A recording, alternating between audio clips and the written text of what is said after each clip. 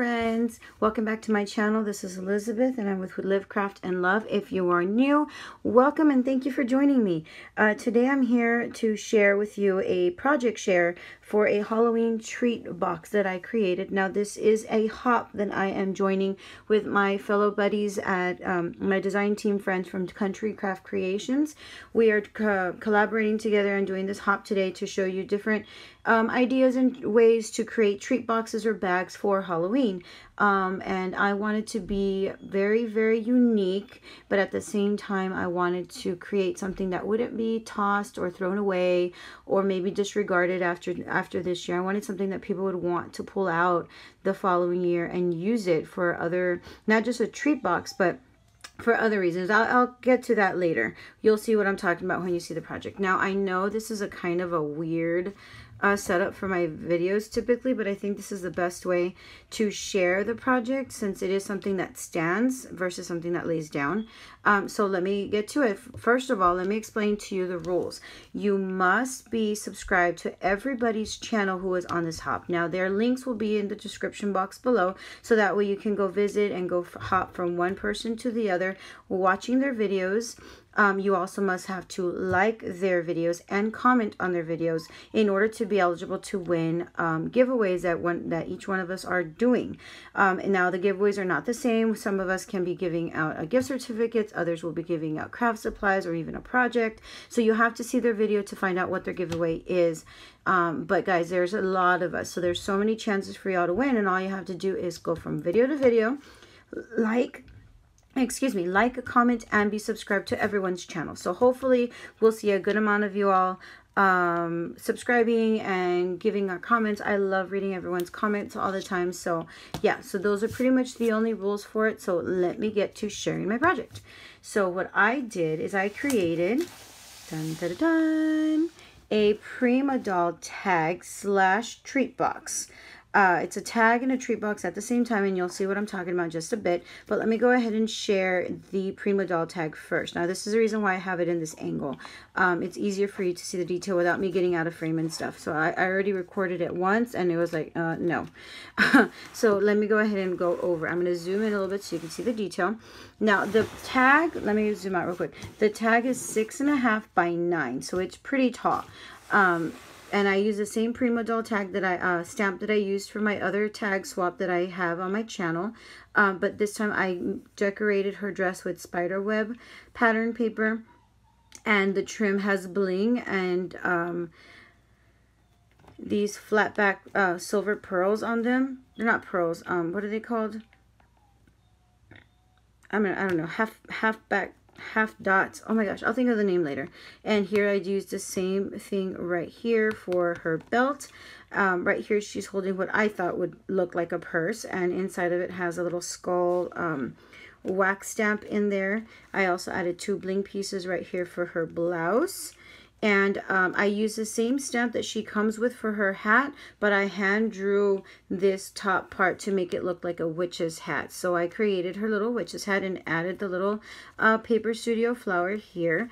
I love the sentiment that it says, "If you got it, haunt it," and I thought that worked perfectly with her posture and her pose that she's doing. I thought that was great. So I also added some whimsical bling pieces here, making it seem as if there's wind blowing in the air, or that was my idea. Here is a cluster of Paper Studio flowers in green and violet, and I also have 2 black rosette trims here that I just fussy cut around just to get the rose.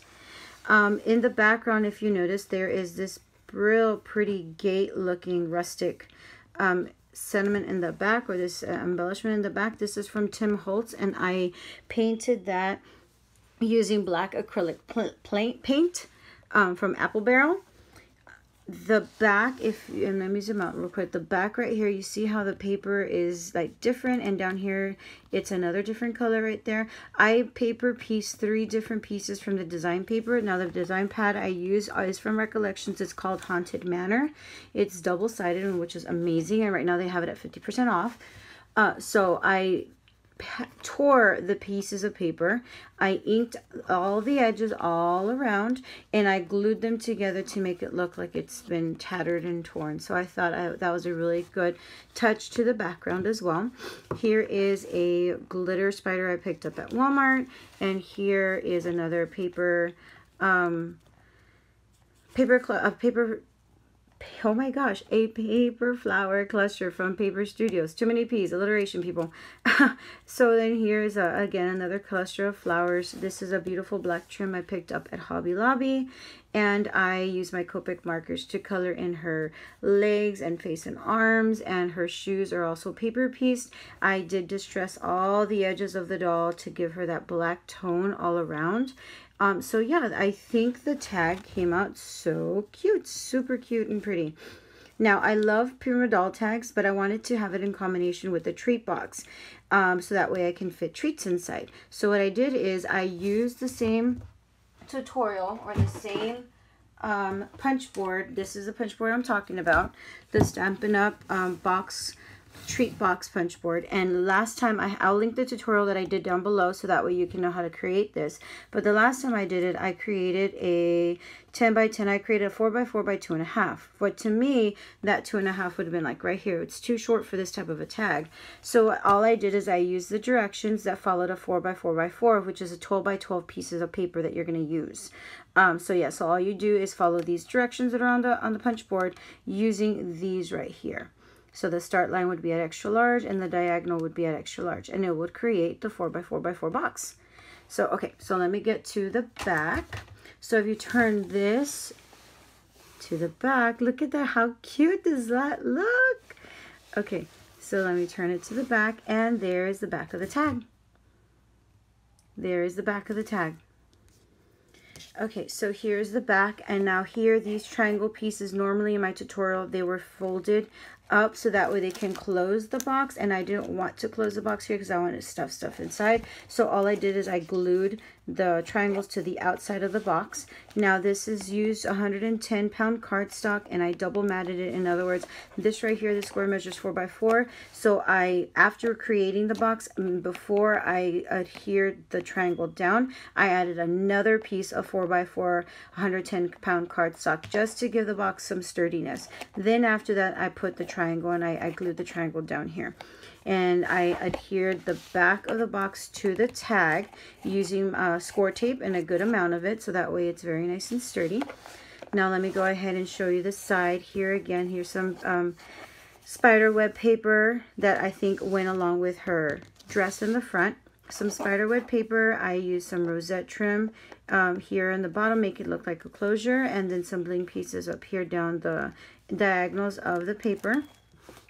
In the front, same exact thing, except I added the black glittery spider. I thought that added some cute Halloween touches to it. And then the same thing on the side, the rosette with the black trim.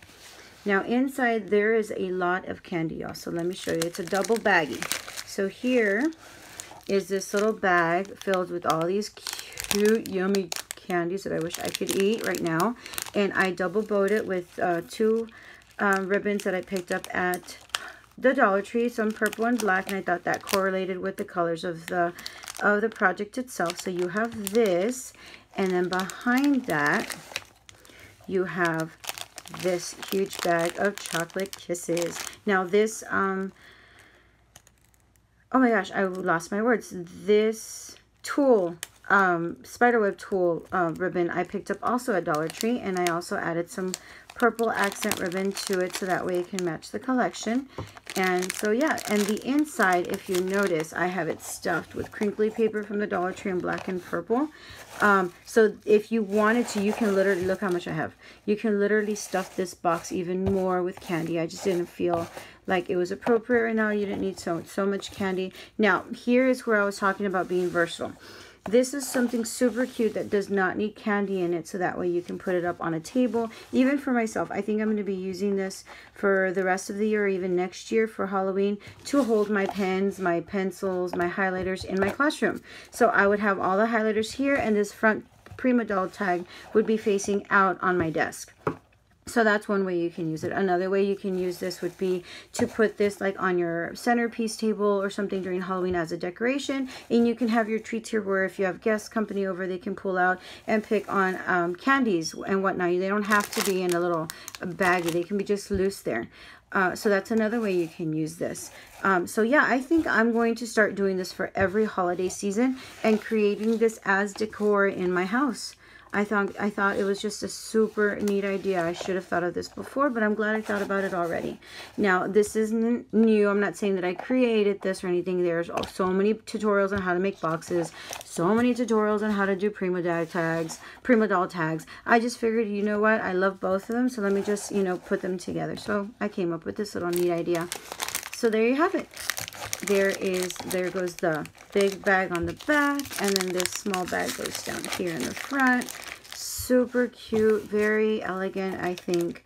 Not your typical orange and black cutesy child type, I guess, decor or pattern of paper and colors, but like I told you, I'm into this whole vintage grunge dark looking theme for Halloween, and I'm absolutely in love with it. So I figured I wanted it to keep going. And here's another little paper cluster from Paper Studio Flowers right here. So yeah, I also matted the back of the tag just so that way it has a beautiful background as well. The bottom is nice and black. Didn't do anything to the bottom piece. So hopefully you guys enjoyed it. I enjoyed this project share. If you would like to have a tutorial on how I created this, maybe a process video on how I do my Prima doll tags, please let me know in the comments below. Either way you comment, you're entered into the giveaway. So yeah, leave the comments down below. Let me know what you guys think. If you guys want to see more of this or other ideas that we can use to be more versatile with the things that we create and we give out to our families and friends, guys. That's the whole deal about this. So thank you so much for watching, y'all. Don't forget, subscribe to everyone's channel. Make sure you like and comment everyone's video, and we will announce the winners in a few days. So hopefully you guys are enjoying this hop. Thank you guys so much for watching. And as always, live passionately, craft often, and love endlessly. We'll see you all next time. Bye-bye now. Big hugs.